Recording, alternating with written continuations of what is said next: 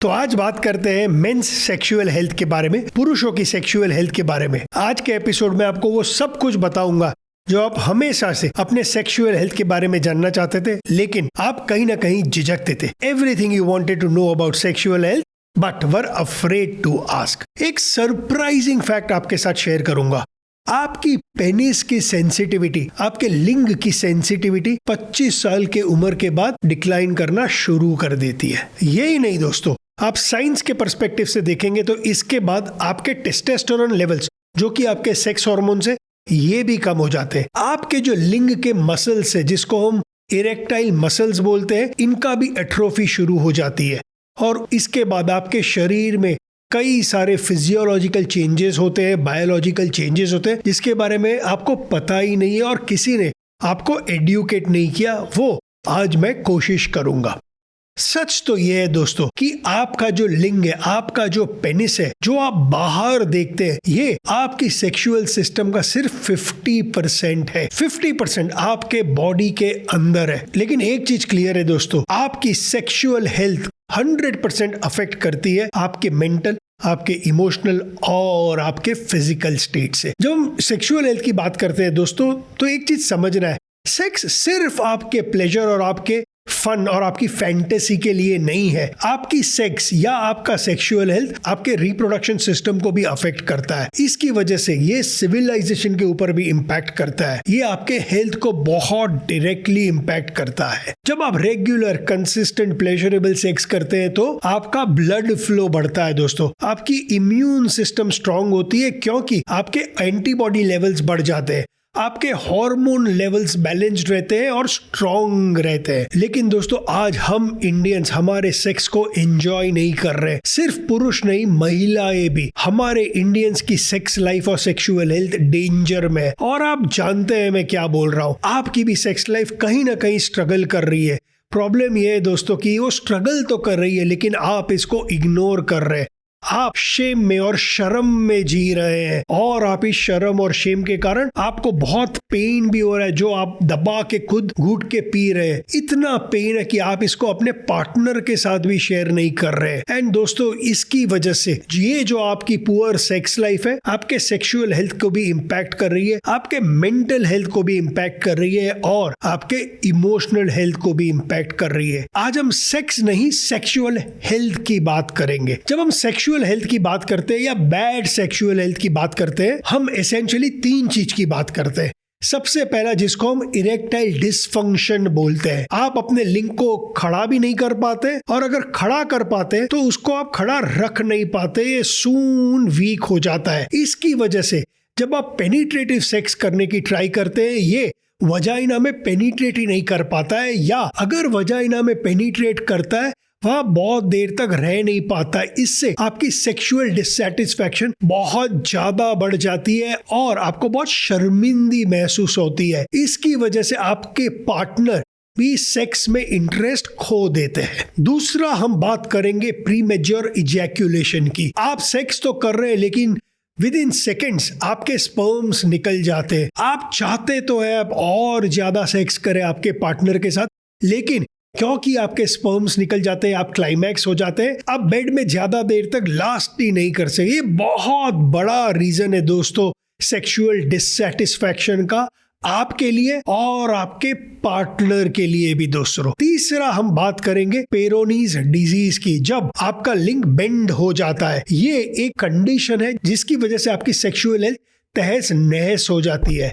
आज हम बात करेंगे ये तीनों के बारे में, और हम सिर्फ इसको डिकोड ही नहीं करेंगे, मैं आपके साथ इससे बाहर निकलने के भी सॉल्यूशंस को डिस्कस करूंगा। आपके स्क्रीन के इमेज में देखिएगा, अगर आप देखेंगे पहले इमेज को तो आप समझेंगे जो मैं बता रहा था कि एक्चुअली में आपका जो लिंग है, जो आप रोज देखते हैं, चाहे आप वॉशरूम में हो या आप सेक्स करने जाते हो, ये आपकी पूरी पेनाइल एनाटॉमी का सिर्फ 50% है। बैलेंस 50% आपके बॉडी के अंदर में है, आपके पेल्विस में है। इसलिए मैं बोलता हूं, जो आपको बाहर दिखता है ये सिर्फ आधी स्टोरी है जो आपको दिखती है, जिसको हम बोलते हैं this is the tip of the iceberg या tip of your penis. The root cause the reason why you get erectile dysfunction और प्रीमेच्योर इजैक्यूलेशन, इसकी कहानी तो एक्चुअली अंदर में शुरू होती है। सो जब हम हमारे पेनिस और पिनाइल एनाटॉमी की बात करते हैं दोस्तों, ये अपने आप में एक सिंगल ऑर्गन नहीं है, ये 3 डिस्टिंक्ट ऑर्गन सिस्टम पे ऑपरेट करता है। सबसे पहला आपका यूरिनरी सिस्टम, जिसमें ब्लैडर भी आता है और आपका यूरीथ्रा भी आता है। दूसरा आपकी रिप्रोडक्टिव सिस्टम, जिसमें आपका प्रोस्टेट आता है। और तीसरा आपका इजैक्यूलेटरी सिस्टम या आपका इजैक्यूलेटरी डक्ट्स, जो आपके प्रोस्टेट के अंदर में होता है, जो स्पर्म रिसीव करता है आपके टेस्टिकल से, जिसको मिक्स करता है आपके सेमाइनल फ्लूइड के साथ। अगर आप आपके स्क्रीन में डायग्राम देखेंगे तो इसको सेमाइनल वेसिकल भी बोलते हैं। ये जो छोटा सा सेमाइनल वेसिकल आप देख रहे हैं स्क्रीन पे, इससे स्पर्म रिलीज होता है और ये जाके आपके पीनिस के थ्रू जब आप क्लाइमेक्स रीच करते हैं, ये स्पर्म वहां से निकलता है। जब हम प्रीमेच्योर इजैक्यूलेशन की बात करेंगे, इस सिस्टम के ऊपर मैं आपको बताऊंगा आप कैसे काम कर सकते हैं। आपके स्क्रीन के ऊपर और एक चीज हाईलाइट की है, उस पे गौर करिएगा, जिसको हम कॉर्पस कैवर्नोसम भी बोलते हैं या स्मूथ मसल्स भी बोलते हैं। अगर आप इसको देखेंगे तो जब आपका इरेक्शन होता है तो ये मसल बहुत काम करते हैं। इस मसल के बीच में ब्लड वेसल्स है। जब आपको इरेक्शन होता है तो ये मसल वेसल्स पुल हो जाती है, ब्लड वेसल बढ़ता है, तभी आपको ये इरेक्शन होता है। जब हम इरेक्टाइल डिसफंक्शन की बात करेंगे, तब ये मसल और इस मसल को आप कैसे मैनेज कर सकते हैं ताकि ये ब्लड फ्लो ज्यादा हो आपके पेनिस में, जिससे आपको इरेक्शन मिलता भी है और रहता भी है। ये कॉर्पस कैवर्नोसम इस पे इंपॉर्टेंट रोल प्ले करेगा, इसीलिए मैं ये आपके साथ अभी शेयर कर रहा हूं। तो चलिए पुरुषों के पहले सेक्सुअल हेल्थ प्रॉब्लम की बात करते हैं, इरेक्टाइल डिसफंक्शन। जैसे कि मैंने आपको बोला, इरेक्टाइल डिसफंक्शन मतलब या तो आपका लिंग खड़ा नहीं हो रहा है, या ये खड़ा तो हो जाता है लेकिन खड़ा रह नहीं पाता और जल्दी से ये वीक हो जाता है। इसको हम इरेक्टाइल डिसफंक्शन या ईडी बोलते हैं। कितना बड़ा प्रॉब्लम है ये दोस्तों। इंडिया में बहुत ज्यादा डेटा तो नहीं है, लेकिन अगर आप यूएस में डेटा की बात करेंगे, अगर हम यूएस की बात करें तो more than 52% of men over the age of 40 they have erectile dysfunction, और इन्होंने अपने जीवन में इरेक्टाइल डिसफंक्शन को झेला है। यही स्टैटिस्टिक्स लेके अगर मैं इंडिया के ऊपर इसको डालूं तो इंडिया में आज करीबन 10 करोड़ भारतीय है जिनको इसकी बीमारी है। इसका मतलब 10 करोड़ इंडियन सेक्सुअल हेल्थ से सफर कर रहे हैं, शेम में जी रहे हैं, साइलेंस में जी रहे हैं। सिर्फ ये 10 करोड़ नहीं है दोस्तों, अगर ये 10 करोड़ इंडियन सफर कर रहे हैं, इसका मतलब इसके साथ इनके 10 करोड़ या अधिक पार्टनर भी इसका शिकार है। दूसरा दोस्तों बहुत इंपॉर्टेंट है, ये जो इरेक्टाइल डिसफंक्शन है ये आपके एज के साथ बढ़ता जाता है। एक सिंपल डेटा पॉइंट प्रेजेंट करूंगा, अगर आप 40 साल के हैं तो 40% मेन हैव इरेक्टाइल डिसफंक्शन। जब 50 इयर्स के होते हैं तो 50% मेन हैव इरेक्टाइल डिसफंक्शन।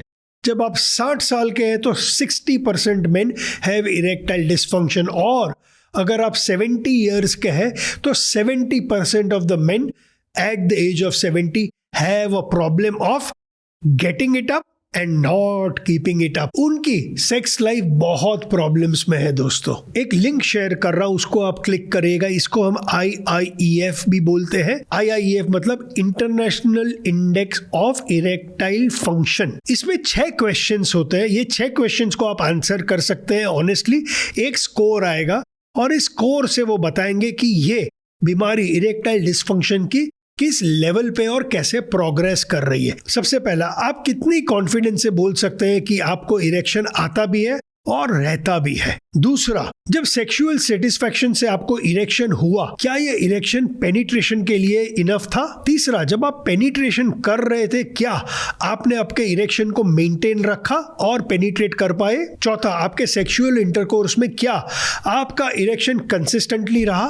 पांचवा, जब आपने सेक्सुअल इंटरकोर्स किया, ये कितना सेटिस्फैक्टरी था आपके लिए? जब आप ये 5 क्वेश्चंस आंसर करेंगे दोस्तों, तो आपको एक स्कोर मिलेगा।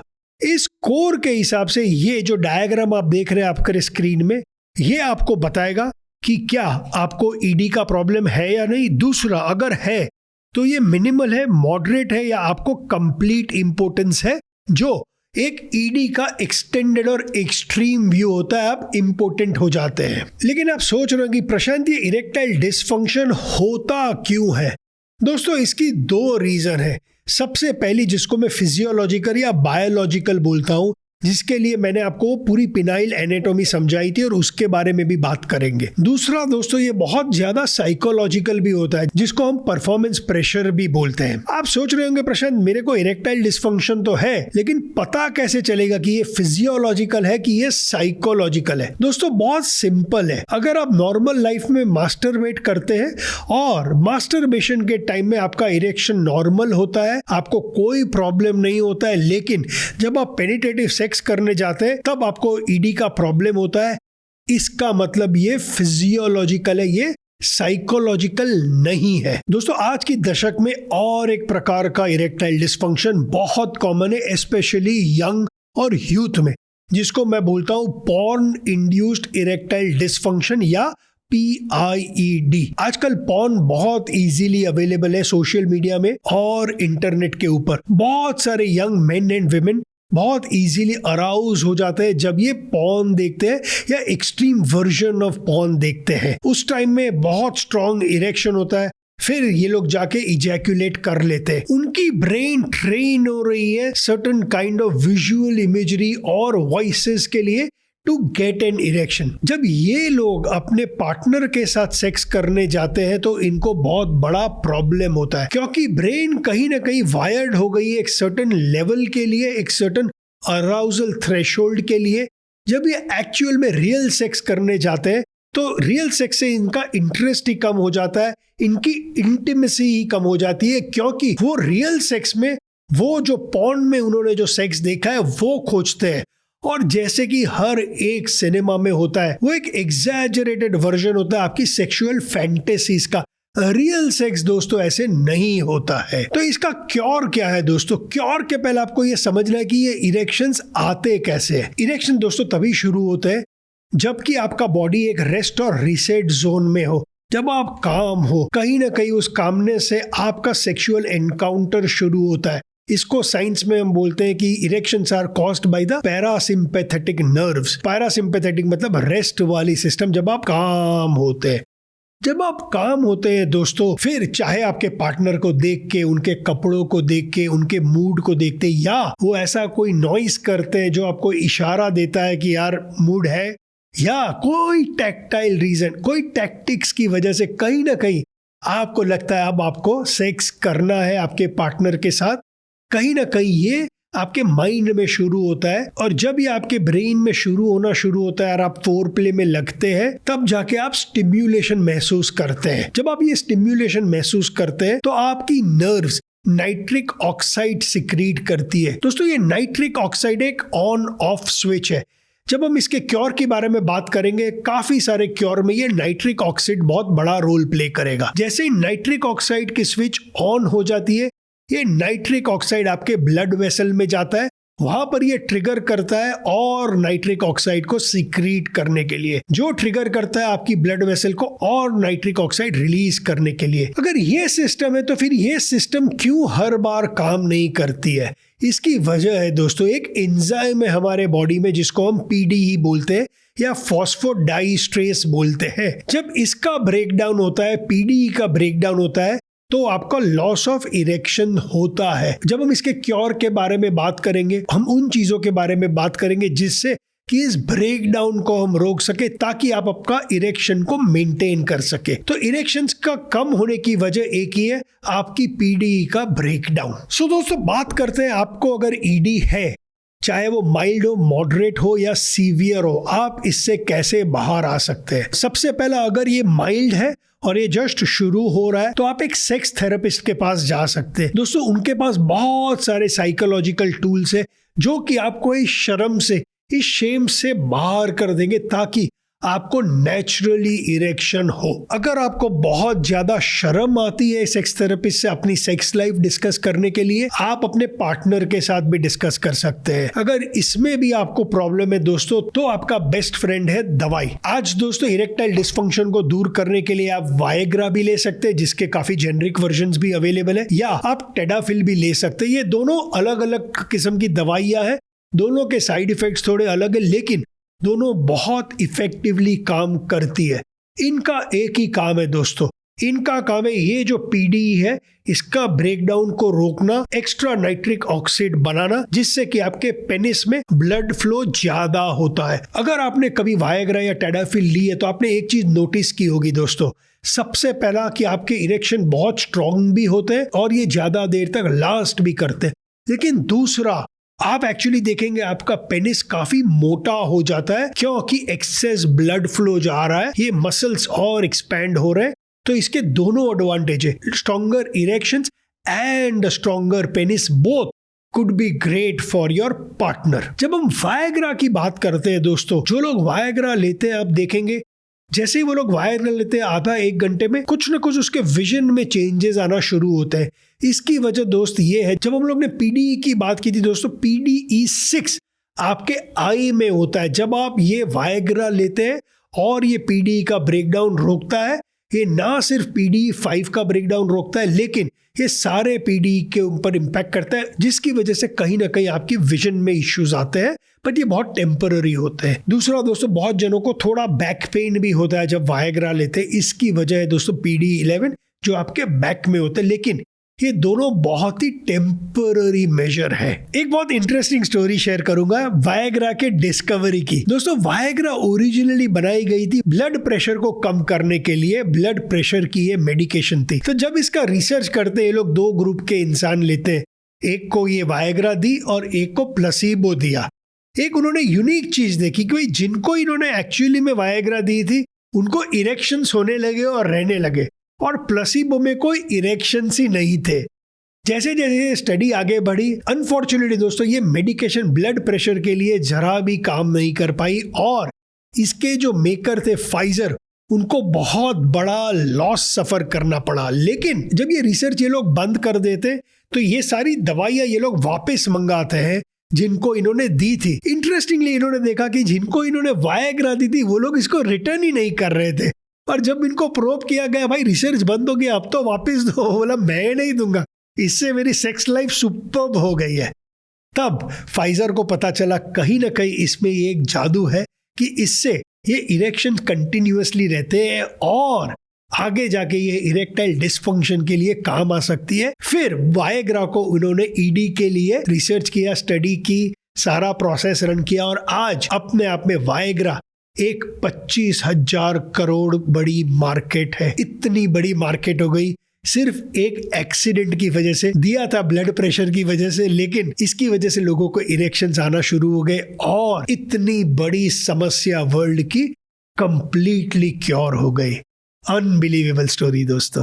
लास्ट दोस्तों, अगर बहुत सीवियर इरेक्टाइल डिस्फंक्शन है तो आप डॉक्टर से मिल भी सकते हैं, और डॉक्टर आपके पेनिस या पिनाइल सिस्टम का एक अल्ट्रासाउंड भी करेंगे। इससे उनको पता चलेगा कि फिजियोलॉजिकली कहाँ कहाँ प्रॉब्लम है, जिससे ये आपको सॉल्यूशन दे सकते हैं दोस्तों। दो और मेथड्स है दोस्तों ईडी से डील करने की। जैसे हम वायग्रा या टेडाफिल दवाई लेते हैं, वैसे इंजेक्शंस भी आते हैं दोस्तों। ये इंजेक्शंस आप अपने पेनिस में ले सकते हैं, इससे आपका इरेक्शन बहुत जल्दी आएगा।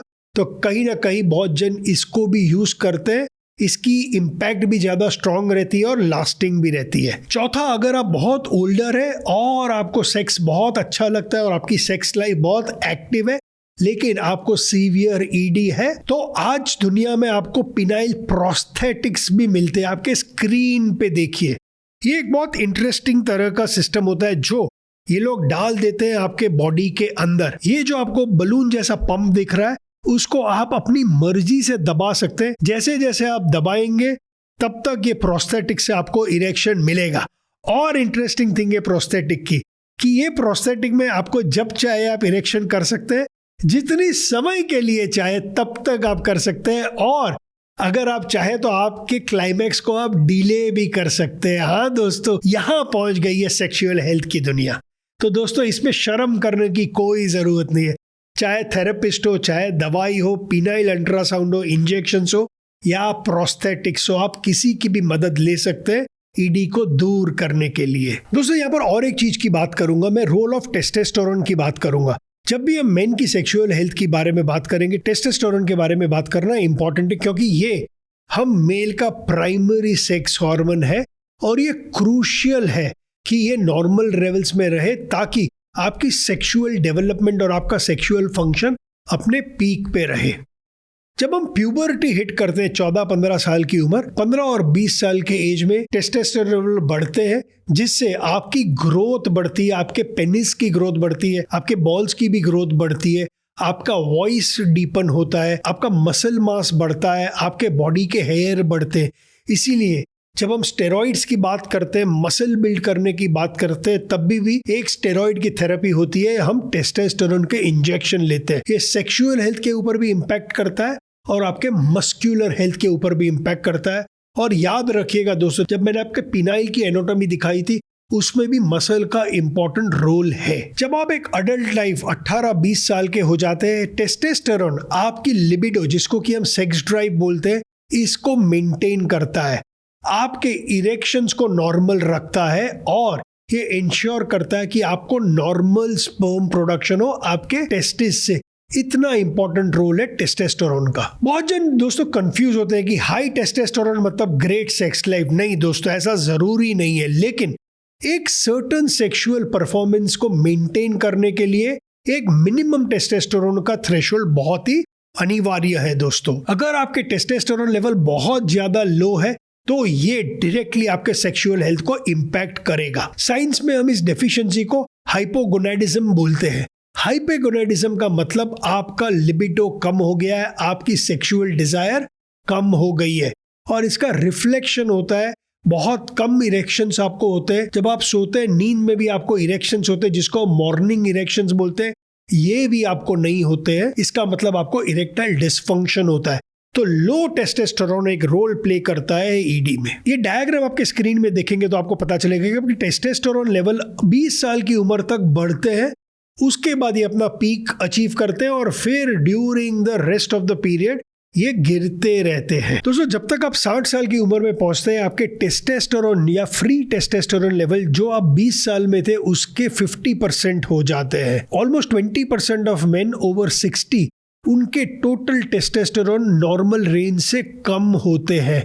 और जब आप 80 साल के होते हैं तो ऑलमोस्ट 50% पॉपुलेशन के टेस्टोस्टेरोन लेवल नॉर्मल से कम होते हैं। इसके सिम्टम्स भी होते हैं दोस्तों। अगर आपकी एनर्जी लेवल्स बहुत कम है, अगर आपकी सेक्सुअल डिजायर कम हो गई है, या आपको इरेक्शन नहीं आता है, इसका मतलब आपको लो टेस्टोस्टेरोन है। अगर आप बहुत ज्यादा मोटे हैं, आपके मसल मास कम हो गए, आपको स्ट्रेस है और आप ठीक से सो नहीं रहे, तो भी आपके टेस्टोस्टेरोन लेवल कम हो जाते हैं दोस्तों। क्यों? क्योंकि जब आप स्लीप में होते हैं, स्लीप में 90% टेस्टोस्टेरोन बनता है। तो अगर आप कंसिस्टेंटली कम सो रहे हैं तो आपके टेस्टोस्टेरोन लेवल्स लो होंगे और आपको इरेक्टाइल डिसफंक्शन होगा। इसीलिए दोस्तों मैं बोलता हूं, स्लीप और सेक्स का कंप्लीटली डायरेक्ट कनेक्शन है। अगर आप अच्छा सो रहे हैं, आपकी सेक्स लाइफ जरूर से अच्छी होगी। स्लीप के ऊपर मैंने एक पूरा पॉडकास्ट किया था, इसको हम डिस्कस करते हैं, जरूर से उसको देखिएगा। अगर आपके टेस्टोस्टेरोन लेवल्स कम है तो दोस्तों आप इसको इंप्रूव कर सकते हैं। कैसे? सबसे इजी लेकिन टफ है, लाइफस्टाइल चेंजेस लाइए। 7 से 9 घंटा सोना पड़ेगा अगर आप चाहते हैं आपके टेस्टोस्टेरोन लेवल बढ़े। दूसरा, एक्सरसाइज करनी पड़ेगी क्योंकि मसल और टेस्टोस्टेरोन का डायरेक्ट कनेक्शन है। और तीसरा, डाइट चेंजेस लाने पड़ेंगे क्योंकि जब आप बहुत ज्यादा मोटे होते हैं आपके टेस्टोस्टेरोन लेवल कम होते हैं। इसीलिए मोटे लोगों में आप देखेंगे सेक्सुअल डिजायर भी कम होती है। दूसरा दोस्तों, इंडिया में एक हर्ब है जिसको हम अश्वगंधा बोलते हैं। ऐसा माना जाता है कि अश्वगंधा आप रेगुलरली लेते हैं तो आपको अच्छी नींद आती है। इसकी वजह से आपके टेस्टोस्टेरोन लेवल्स भी बढ़ जाते हैं, आपकी सेक्स लाइफ भी बेटर होती है। बहुत जन अश्वगंधा को एक सेक्सुअल टूल की तरफ भी देखते हैं, लेकिन नहीं दोस्तों, ये वायग्रा या टेडाफिल नहीं है। इसका काम है आपके स्ट्रेस को कम करना, आपको अच्छी नींद देना और ऑटोमेटिकली आपकी सेक्स लाइफ अच्छी होती है। तीसरा, मेथी दोस्तों, हाँ, मेथी का भी एक रोल है आपके टेस्टोस्टेरोन लेवल्स को नॉर्मल करने में। चौथा दोस्तों, आप TRT भी कर सकते हैं, यानी कि टेस्टोस्टेरोन रिप्लेसमेंट थेरेपी। हाँ दोस्तों, आप अपने शरीर में टेस्टोस्टेरोन के इंजेक्शंस भी ले सकते हैं। अपने आप नहीं ले सकते हैं दोस्तों, आपको डॉक्टर को दिखाना पड़ेगा और डॉक्टर आपको रेकमेंड करेंगे। आजकल नई थेरेपीज भी आ रही है जिसको हम शॉकवेव थेरेपी बोलते हैं या PRP भी बोलते हैं, यानी कि प्लेटलेट रिच प्लाज्मा थेरेपी, जो हेयर ग्रोथ में भी काम करती है। तो ये 4-5 वेज है दोस्तों, आप अपने टेस्टोस्टेरोन लेवल्स को इंक्रीज कर सकते हैं। लेकिन दोस्तों प्लीज इंक्रीज करिएगा, ना कि ये आपके सिर्फ सेक्सुअल लाइफ में इंपैक्ट करेगा, लेकिन आपके मसल ग्रोथ में भी इंपैक्ट करेगा। आपका erectile dysfunction is a very strong predictor of आगे जाके आपको हार्ट अटैक आएगा कि नहीं। आप जानते हैं दोस्तों, इंडिया का नंबर 1 किलर हार्ट अटैक और स्ट्रोक है। 1 in 4 Indians die because of heart attack दोस्तों। और erectile dysfunction is a strong predictor. अगर आपको इरेक्टाइल डिसफंक्शन है, उसका मतलब आगे जाके आपके रिस्क ऑफ हार्ट अटैक बढ़ जाते हैं। ये डायग्राम को देखिए आपके स्क्रीन पे, दोनों की फिजियोलॉजी एकदम आइडेंटिकल है। जब हम हाइपोगोनाडिज्म की बात करते हैं, हाइपोगोनाडिज्म मतलब और कुछ नहीं, लोअर टेस्टोस्टेरोन। इसकी वजह से आपकी जो ब्लड वेसल है, उसकी लाइनिंग है, उसको डिस्प्रोपोर्शनेटली एडवर्सली इंपैक्ट होता है। अगर आपको लगता था कि हाइपरटेंशन, डायबिटीज, डिस्लिपिडीमिया मतलब हायर कोलेस्ट्रॉल और स्मोकिंग की वजह से आपको हार्ट अटैक आ सकता है क्योंकि ये ऑक्सीडेटिव स्ट्रेस बिल्ड करते हैं, ये सब की वजह से आपको ED भी हो सकता है दोस्तों। दोनों की मैकेनिज्म आइडेंटिकल है, क्योंकि इरेक्शन के लिए ये सेम ब्लड वेसल आपके पेनिस में जाती है। इंपॉर्टेंट ये है दोस्तों कि आपके पेनिस की जो ब्लड वेसल है वो बहुत ज्यादा छोटी होती है, वो बहुत ज्यादा स्लिम होती है, इसीलिए ED में इसके सिम्टम्स पहले दिखते हैं। प्लाक का फॉर्मेशन आपके ED के ब्लड वेसल में पहले दिखता है, और अगर आपके पेनाइल के ब्लड वेसल में प्लाक का फॉर्मेशन है, मतलब आपके हार्ट के ब्लड वेसल में भी प्लाक का फॉर्मेशन है। ED बहुत पहले प्रेडिक्ट कर देता है कि आगे जाके आपको हार्ट अटैक आएगा कि नहीं, और किसी चीज के लिए नहीं। इसकी वजह से तो ED को ट्रीट करिए। दूसरा दोस्तों, ये भी देखा गया है कि जब आप ED को ट्रीट करते हैं और आपका ED चला जाता है, इसका बेनिफिट सिर्फ आपके लिंग या आपके पेनिस और आपके सेक्सुअल हेल्थ को नहीं मिलता है, आपके हार्ट को भी मिलता है। जब हम हार्ट की बात करते हैं तो सबसे हाई फाई रिस्क कौन से है? सबसे पहला एज। तो अगर आप ओल्डर है, ED के चांसेस हायर है, हार्ट अटैक के चांसेस हायर है। दूसरा, स्मोकिंग। दोस्तों स्मोकिंग करना बंद करिए, ये एक इरेक्शन किलर है। तीसरा, ब्लड प्रेशर। अगर हायर ब्लड प्रेशर है तो ये सेम ब्लड वेसल आपके पेनिस में भी जाती है। चौथा, ओबेसिटी। और पांचवा, डायबिटीज। जब आप ओबेसिटी, डायबिटीज और ब्लड प्रेशर को ट्रीट करते हैं, ऑटोमेटिकली आप ED को भी ट्रीट करते हैं लाइफस्टाइल से। और इसके लिए क्या करना है? ज्यादा सोना है, ज्यादा मूव करना है, कम खाना है और स्ट्रेस कम करना है। बहुत सिंपल है दोस्तों। कैथरीन एस्पिसोटे ने एक स्टडी की थी जो जामा मैगजीन में 2004 में पब्लिश हुई थी। इन्होंने 110 मोटे आदमियों को लिया, 55 को डाइट और एक्सरसाइज में डाला और 55 को बोला कुछ मत करो। 2 साल के बाद जब इन्होंने फॉलोअप किया, जो डाइट और एक्सरसाइज रूटीन में थे उनमें इरेक्टाइल डिसफंक्शन एकदम ही कम हो गया था। बहुत इंपॉर्टेंट स्टडी है दोस्तों, ये बताने के लिए कि आप डाइट और एक्सरसाइज और नींद से भी इरेक्टाइल डिसफंक्शन को क्योर कर सकते हैं। लेकिन दोस्तों एक चीज जरूर बोलूंगा, अगर आपको इवन माइल्ड इरेक्टाइल डिसफंक्शन है, अगर आपकी सेक्सुअल लाइफ बहुत प्रॉब्लम में है, आपको मजा ही नहीं आ रहा है सेक्स में, आप खड़ा ही नहीं कर पा रहे या खड़ा ही नहीं रख पा रहे, आप पेनिट्रेट नहीं कर पा रहे, तो दोस्तों don't suffer in silence. Please therapist को दिखाइए, डॉक्टर से बात करिए, दवाई लीजिए, आपके पार्टनर से बात करिए, जो करना है करिए दोस्तों, लेकिन साइलेंस में सफर मत करिए। अब दूसरे सेक्सुअल हेल्थ के प्रॉब्लम के बारे में बात करते हैं, जिसको हम प्रीमेच्योर इजैक्यूलेशन करते हैं। आपके स्पर्म्स बहुत जल्दी निकल जाते हैं, जिससे आप सेक्स को एंजॉय नहीं कर पाते, ये लास्टिंग नहीं रहता है और आपके पार्टनर को भी बहुत बहुत डिससैटिस्फैक्शन झेलना पड़ता है। दोस्तों मेन में जिसको हम इजैक्यूलेशन बोलते हैं, विमेन में इसको ऑर्गेज्म बोलते हैं। ये दोनों अपने आप में बहुत ही डिस्टिंक्ट है। ये एक इवेंट ऐसी होती है, दोनों में ये इवेंट तब होती है जब आप एक पीक सेक्सुअल अराउजल को रीच करते हैं, लेकिन दोनों में ये सेम समय में हो ये जरूरी नहीं है। इसी की वजह से जब आप प्रीमेच्योरली इजैक्यूलेट कर लेते हैं, ना ही आप सेक्स से इंटरेस्ट लूज कर लेते हैं, आपके पार्टनर जो वो सेक्सुअल एनकाउंटर के लिए बस तैयारी हो रहे थे, एंजॉय कर रहे हैं, सडनली उनकी पूरी एंजॉयमेंट कम हो जाती है। इसकी वजह से प्रीमेच्योर इजैक्यूलेशन आपकी सेक्सुअल हेल्थ के लिए बहुत बड़ा प्रॉब्लम है। जब हम प्रीमेच्योर इजैक्यूलेशन की बात करते हैं तो अब दो चीज के बारे में हम बात करते हैं, या तो ये लाइफ लॉन्ग होता है या आपने इसको अक्वायर किया है। अगर आप देखेंगे तो 3 वेरिएबल्स होते हैं दोस्तों। पहला होता है डिक्रीज्ड इजैक्यूलेटरी टाइम। जब आप लाइफ लॉन्ग होते हैं तो आप 2 मिनट से ज्यादा लास्ट ही नहीं कर सकते, उसके पहले ही आपका निकल जाता है। इसको लाइफ लॉन्ग पीई बोलते हैं। दूसरा, आप अपने क्लाइमैक्स को, आपके इजैक्यूलेशन को कंट्रोल ही नहीं कर पाते हैं।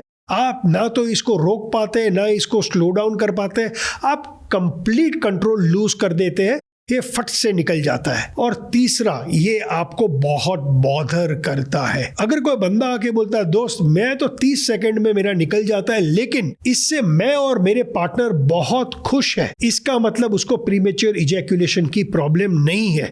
क्यों? क्योंकि ड्यूरेशन से ज्यादा वो एक्सपीरियंस उनके लिए बहुत इंजॉयबल था। लेकिन अगर ये बहुत जल्दी निकलता है, जिससे आपको भी डिससैटिस्फैक्शन होती है, आपके पार्टनर को भी डिससैटिस्फैक्शन होती है, और ये आपको बॉदर करता है, इसका मतलब आपको प्रीमेच्योर इजैक्यूलेशन की बीमारी है। जब हम अक्वायर्ड प्रीमेच्योर इजैक्यूलेशन की बात करते हैं, इसका मतलब ये होता है कि आप ऐसे तो नॉर्मल थे, 35-40 साल तक परफेक्टली एंजॉय कर रहे थे, जल्दी निकलता भी नहीं था, लेकिन उसके बाद से सडनली आपको प्रीमेच्योर इजैक्यूलेशन हुआ। अब आप इसको कंट्रोल नहीं कर सक रहे, इसको हम अक्वायर्ड प्रीमेच्योर इजैक्यूलेशन बोलते हैं। अक्वायर्ड प्रीमेच्योर इजैक्यूलेशन में भी वो सेम 3 कंडीशन अप्लाई करती है दोस्तों। जब हम टाइम की बात करते हैं तो ये बहुत ट्रिकी क्वेश्चन हो जाता है, लेकिन आप जनरली देखेंगे कि अगर आप 2 या 3 मिनट से ज्यादा लास्ट करते हैं, इसका मतलब आपको पीई नहीं है। दूसरा ये होता है कि यार आपका जो नॉर्मल टाइम है सेक्स का,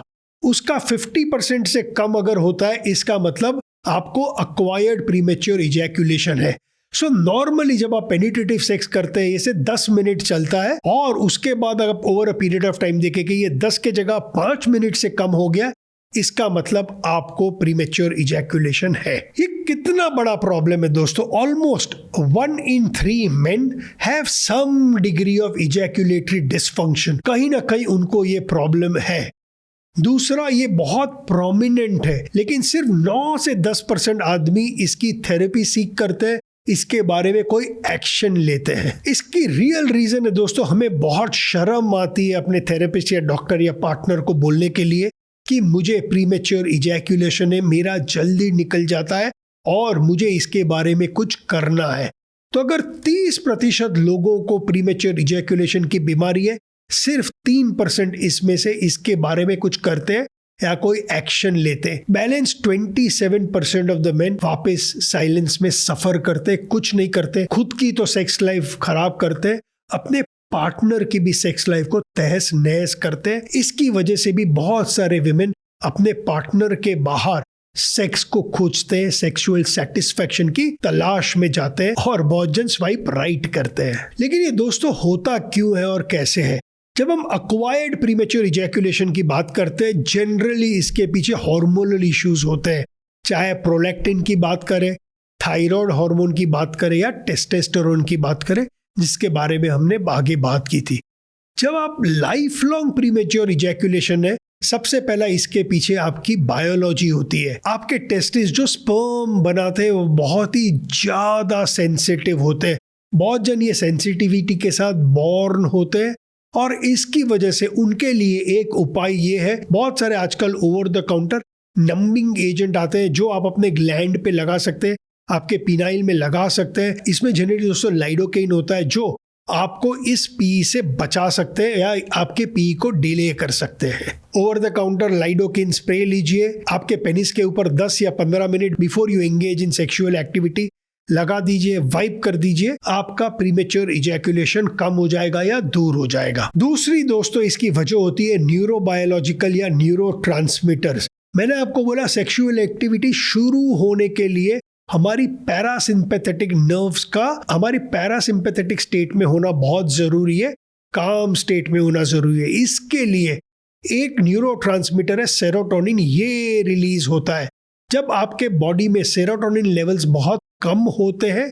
इसकी वजह से आपकी इजैक्यूलेशन में इंपेयरमेंट आती है और आप बहुत जल्दी आपका स्पर्म निकल जाता है। तीसरा दोस्तों जेनेटिक। हालांकि साइंस यहाँ बहुत स्ट्रांग नहीं है, लेकिन बहुत जनों का ये भी मानना है कि अगर आपके फादर को पी था तो इसके जीन्स आपको पास ऑन हो जाते हैं, इसकी वजह से आपको एक लाइफ लॉन्ग प्रीमेच्योर इजैक्यूलेशन होता है।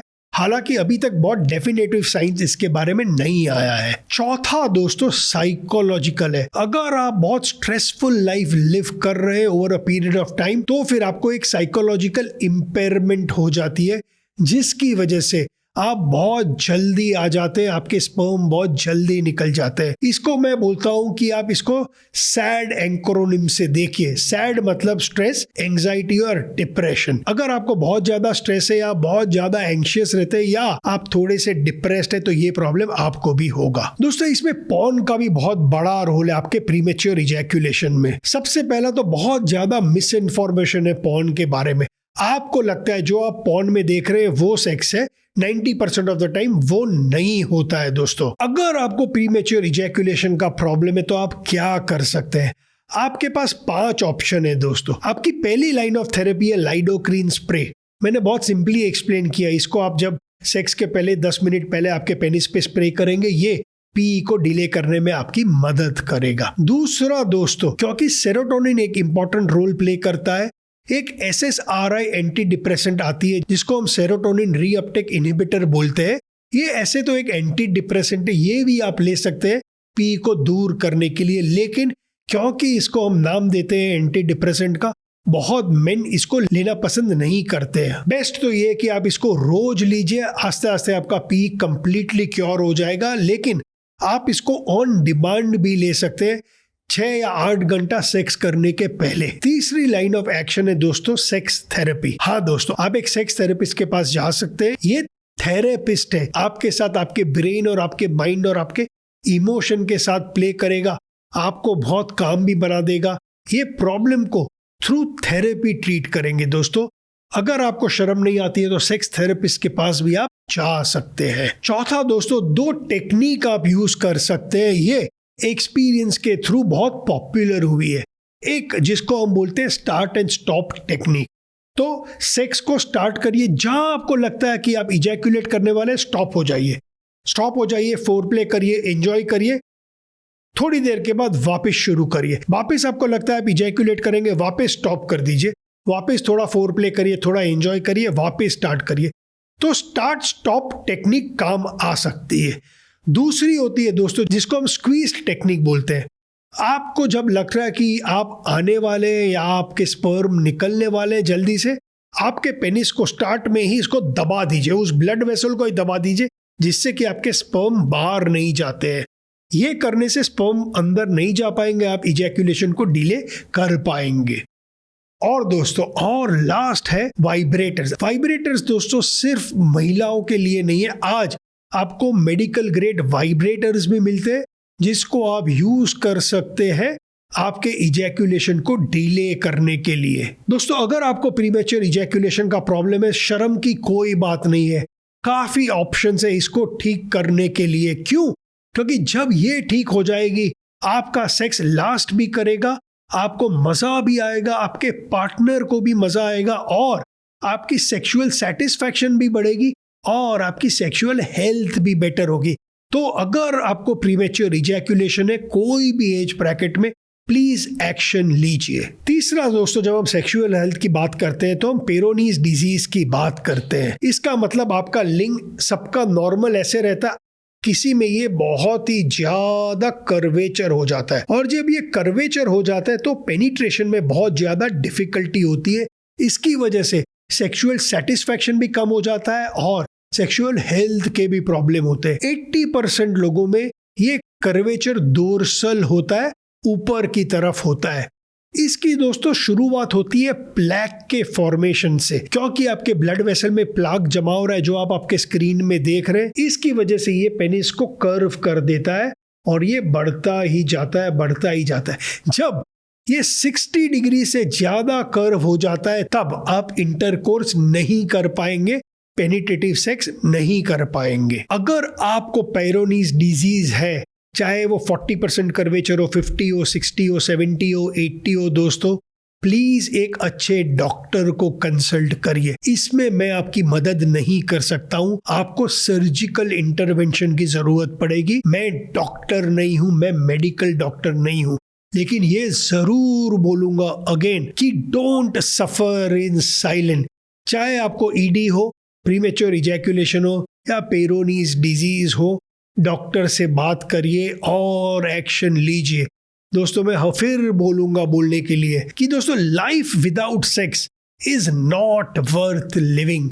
हम धरती पे आए एक प्लेजर के लिए, सेक्स हमारे प्लेजर के लिए बहुत इंपॉर्टेंट है, हमारे हेल्थ के लिए भी बहुत इंपॉर्टेंट है। इसलिए अगर आपकी सेक्सुअल हेल्थ प्रॉब्लम में है दोस्तों, तो प्लीज एक्शन लीजिए।